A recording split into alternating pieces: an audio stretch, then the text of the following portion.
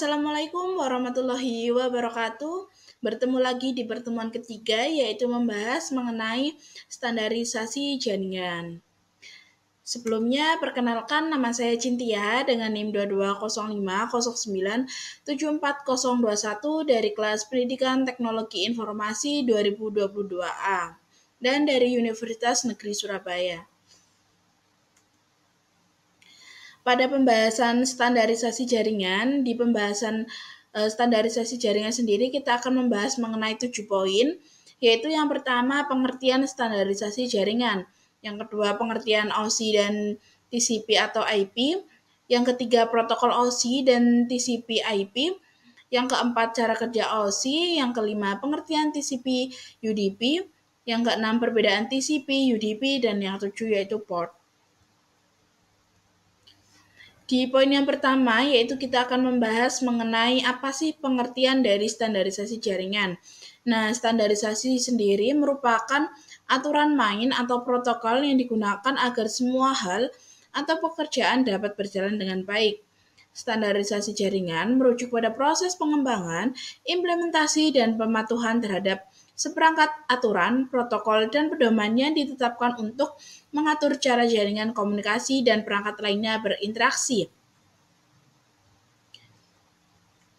Di topik yang kedua mengenai pengertian OSI dan juga TCP atau IP.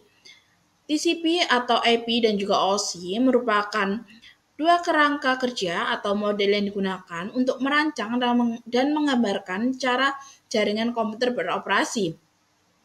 Sedangkan OSI sendiri merupakan suatu kerangka kerja atau model referensi yang dikembangkan oleh International Organization for Standardization atau ISO untuk menggambarkan cara jaringan komputer seharusnya berkomunikasi.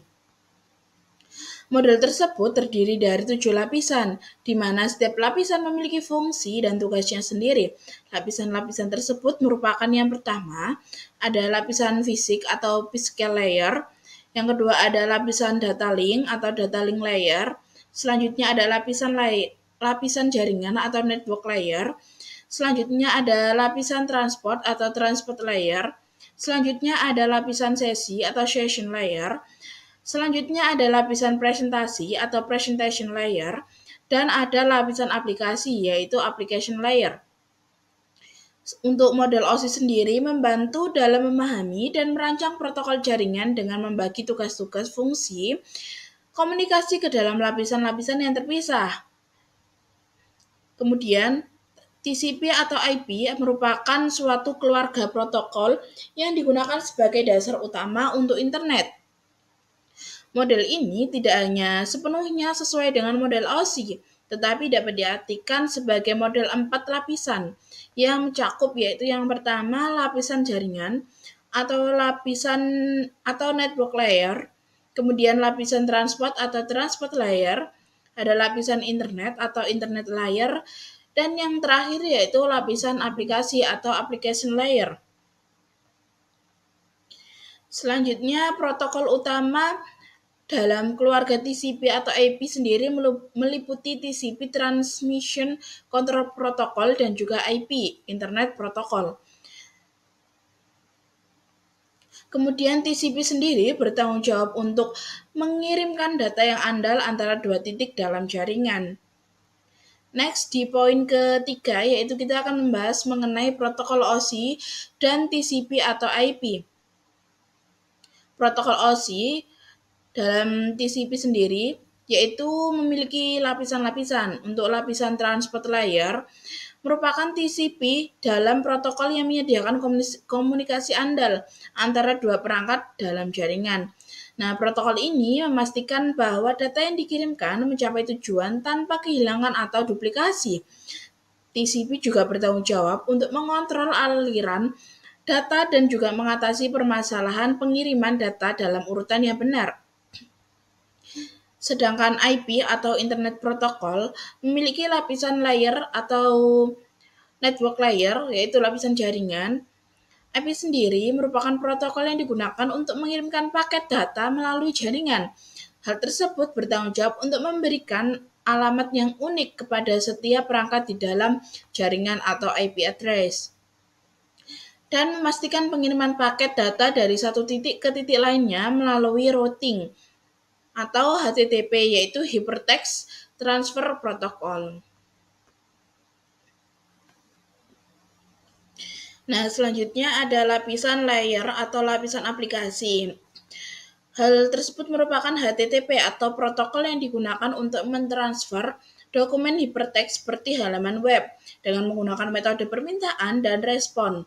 Klien dapat mengirimkan permintaan untuk mendapatkan sumber daya dari server dan server akan merespon dengan mengirimkan data yang diminta. Kemudian protokol TCP atau IP, yaitu FTP atau File Transfer Protocol, memiliki lapisan application layer atau lapisan aplikasi.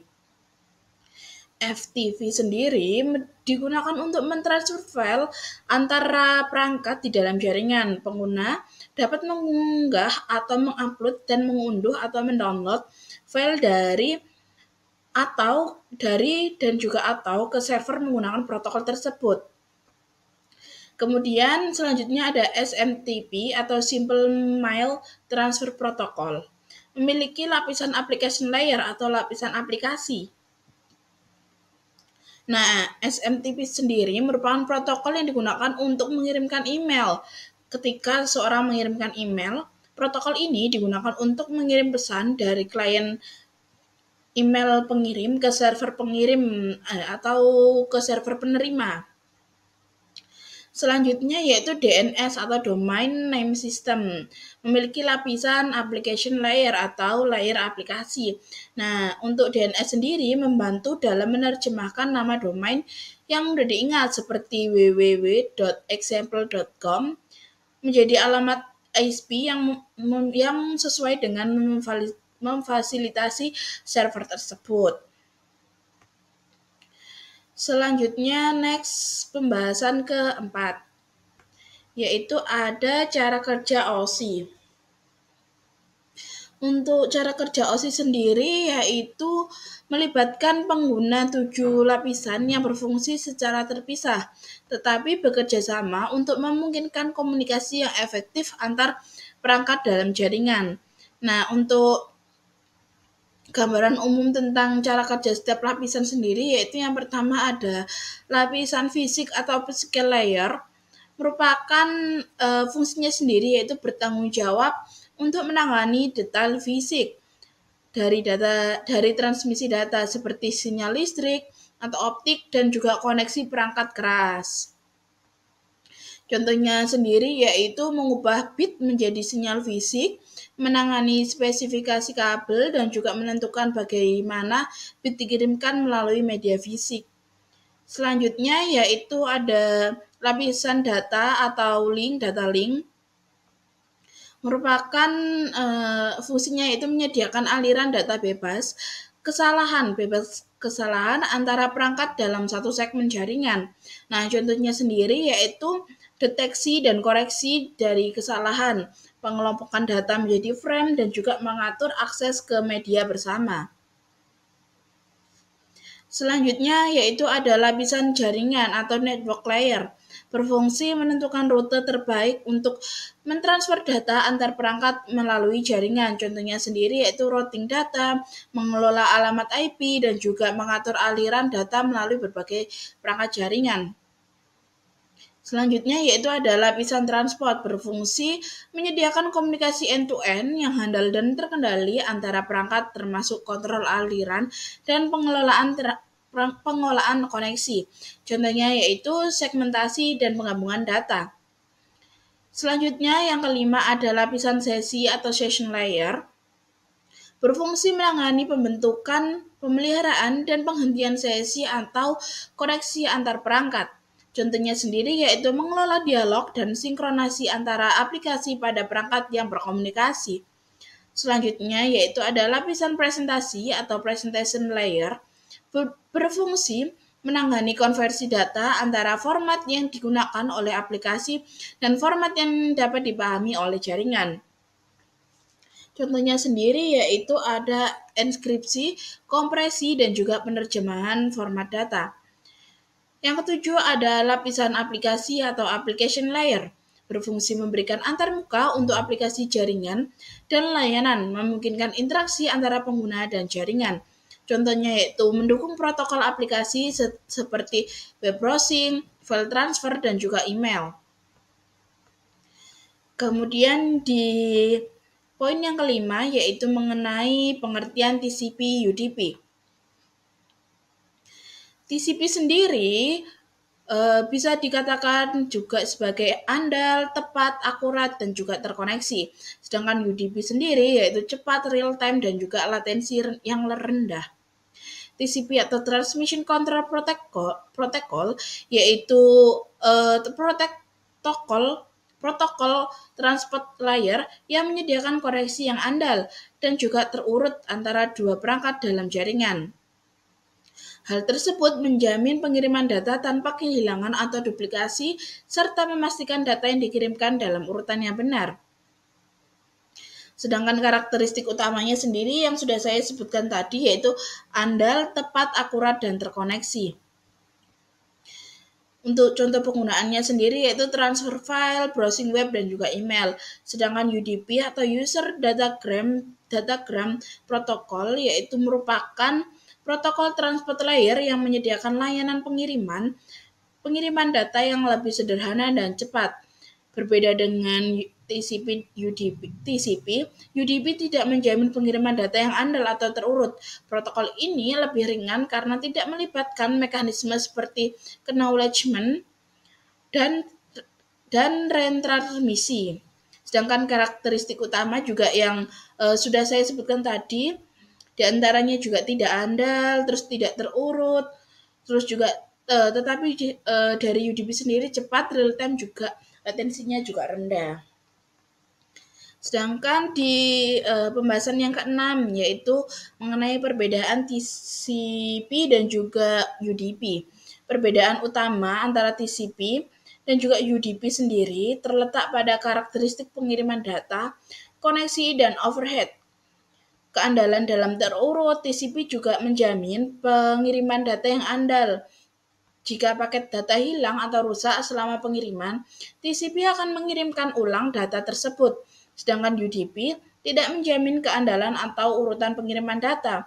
Jika paket yang hilang, tidak akan ada upaya pengiriman ulang dan paket berikutnya dapat tiba di destinasi dalam urutan yang berbeda.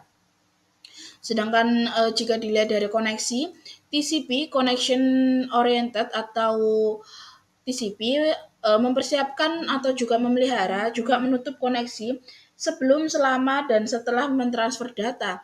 Sedangkan UDP sendiri tidak memerlukan langkah-langkah seperti koneksi di TCP. Setiap paket dianggap independen atau satu sama lain. Jika dilihat dari overhead, lebih banyak overhead yaitu TCP daripada UDP. Next, di pembahasan selanjutnya yaitu pembahasan terakhir mengenai port. Nah, knowledge port sendiri dikenal sebagai reserved ports, merupakan kisaran nomor port tertentu dalam model pengiriman data menggunakan protokol TCP dan UDP yang telah ditetapkan oleh Internet Assignment Number Authority. Sedangkan registered port adalah kisaran nomor port yang ditetapkan secara resmi untuk penggunaan khusus oleh aplikasi dan layanan yang lebih khusus. Berikut penjelasan yang sudah saya sampaikan. Apabila ada salah kata, mohon dimaafkan. Wassalamualaikum warahmatullahi wabarakatuh.